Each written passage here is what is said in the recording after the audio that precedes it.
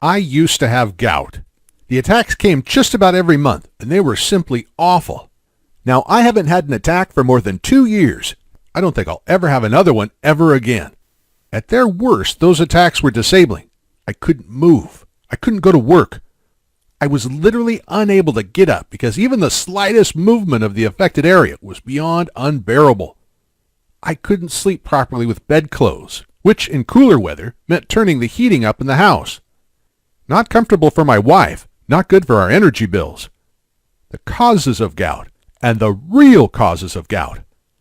After my first encounter with gout, my doctor gave me the standard explanation of its causes. He said that gout was caused by excess uric acid in the blood. Uric acid is a byproduct of the processing of certain foods.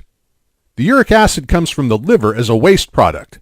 It's sent to the kidneys from where it is supposed to be removed from the body. I had gout because, in a nutshell, gout is what you get when your body isn't expelling all its uric acid. The excess uric acid forms tiny spike-shaped crystals. Those crystals get into your bloodstream. From there, they find their way into your joints. And from time to time, the immune system attacks them. And when the immune system does that, the inflammation that results is experienced as a gout attack, also known as excruciating, awful pain. If you suffer from gout, then I truly feel for you. I know what you're going through. It's been just over 2 years now since my final gout attack, but I still remember what it felt like. Anyway, that was the doctor's explanation of gout. So far, so simple. Gout only gets worse. Over the first year or so, my gout attacks went from one attack every 1 or 2 months to monthly, and then occasionally to every few weeks. I started with the standard meds, anti-inflammatories, steroid jabs, drugs to reduce the uric acid in my blood. Really, despite his best intentions, I think my doctor was simply trying things out. Treatments are offered as much in hope as in the expectation they'll do anything. But even when a drug did do some good, I knew I was just managing the condition. And I realized that for many gout sufferers, this was the case. They could swallow any number of pills, inject as much steroid as their bodies could handle, and avoid every suspect piece of food and drink. The underlying problem, the actual cause of the gout, was still there, creating all sorts of problems for the body to deal with. I followed the typical do's and don'ts. It's typical stuff. Exercise more, lose weight, eat a balanced diet, whatever that is. Eat less red meat. Don't smoke. I never have. Go a couple days a week without alcohol. And it made precisely no difference to my gout at all. Although, to be honest, if I knew then what I know now, I wouldn't have bothered with any of that. Asking the awkward questions. My natural curiosity prompted me to ask questions about this disease. If uric acid leads to gout, then why did I suddenly have too much uric acid in my blood? Well, it makes sense that either A, I was suddenly producing too much of it, or B, that my body simply was no longer removing it effectively. And it turns out that the answer is B. In fact, for 90% of gout sufferers, scientists say that it isn't overproduction of uric acid that is the problem. It's the underprocessing of it. In other words, something's going wrong with the body's ability to expel uric acid properly. So I was quite puzzled. Here's how I thought about it. There was a time when I hadn't even heard of gout, much less suffered from it. Then I had gout for just over 3 years. And then 2 years ago, I experienced my last ever gout attack and never suffered another one. So, for a number of decades of my life, my body handled the uric acid effectively. Suddenly, it could no longer handle that acid properly, and so I found myself with gout. Fast forward after 3 years of gout, and once again, everything is fine. I'm gout-free. It doesn't take Sherlock Holmes to work this out. Remember, it's not that I'm producing too much uric acid that's the problem. It's that I'm no longer removing enough of it from my body. So at first, something in my body was working. It was getting rid of the uric acid. Then it stopped working, so I got gout. Then it started working again. The pain disappeared. There was no more flare-ups, and I was completely healthy once more. But there it is. I had gout because something had stopped working. And it's that something that had stopped working that most of our doctors are failing to address. If we find out what it is that stopped working and then started working again, then we've found the key to ending gout forever. what I now know but didn't know then. I haven't had even a whisper of gout now for over 2 years. And this is because, unlike most sufferers, I found a practitioner who tackled my gout from where it started, as opposed to just handling the symptoms. Once she'd done that, the problem of my body not processing uric acid properly was over. Bye-bye gout! I'm going to tell you about her approach now. But first, just be sure about this, because if you suffer gout, this probably is your experience too. Once my doctor decided I had gout, he followed a pretty standard pattern of advice, medications, and treatments. Doctors all over America typically focus on 3 different approaches to the gout problem.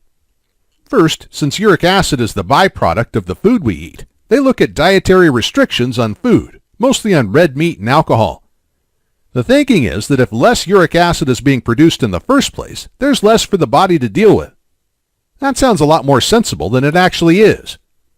Second, gout patients try drugs that tackle the uric acid that's already made it to the bloodstream. The aim here is to help the body do its job of dissolving this excess. That meets with unpredictable results. But worse, it's dealing with the excess uric acid, not the reason why there's excess uric acid. Finally, other drugs are offered to tackle the pain and inflammation of gout as it arises.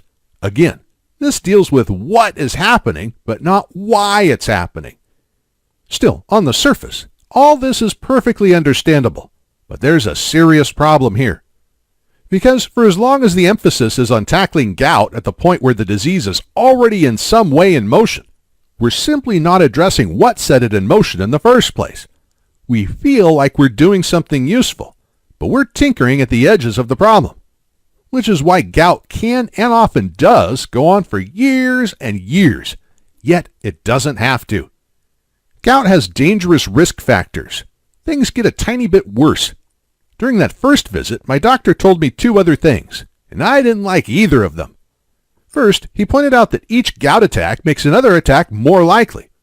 Once you've had a few attacks, that's about it. Get ready for gout as a regular thing.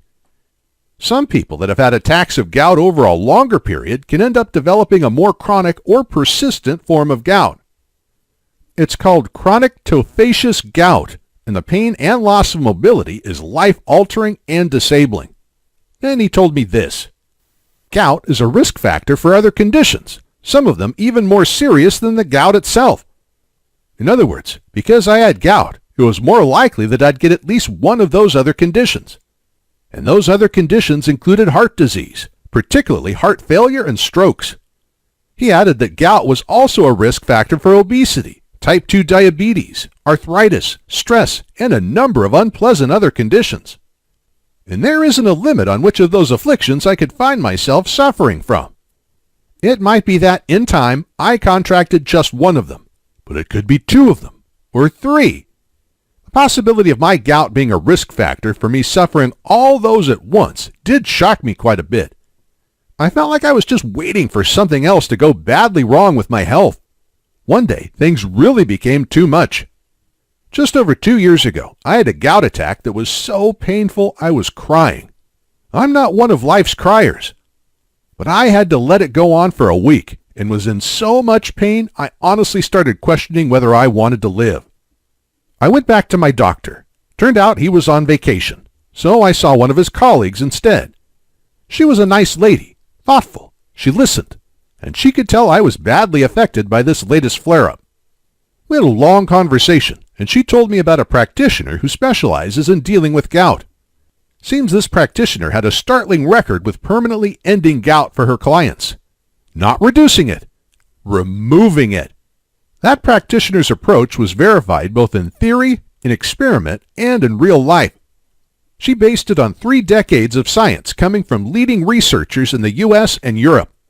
The research's successes in tackling a range of health conditions are mounting up, and for some years now, the medical community has been rethinking some of their most fundamental ideas about how the body works. From that research, she had created her gout strategy that is now having such profound results for gout sufferers. My doctor admitted it wasn't her area of expertise, so she gave me the name of that alternative health practitioner she'd mentioned. And that's when I first heard of Shelly Manning. And if it's not too dramatic a statement to make, What I learned from Shelly changed my life. The End of Gout. Shelly Manning is an accomplished natural health researcher and writer. She began her work on natural health remedies after suffering years of very painful arthritis. She discovered that where modern medicine was consistently failing to relieve a person of their suffering, it was often because they didn't really know what was causing the condition in the first place.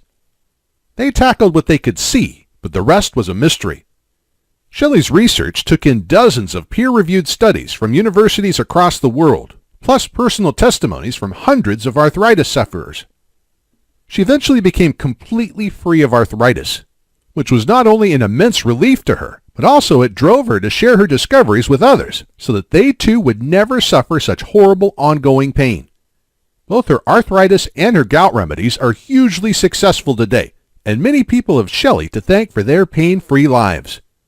She laid out some simple gout truths that made perfect sense to me. First, she pointed out that doctors always tell you to eat healthily because, whether you're ill or healthy, it's generally sound advice. What's more, if you go from eating and drinking a lot of junk to eating lots of good quality food, then your overall health is bound to improve a little. But this is where I learned a startling insight from Shelly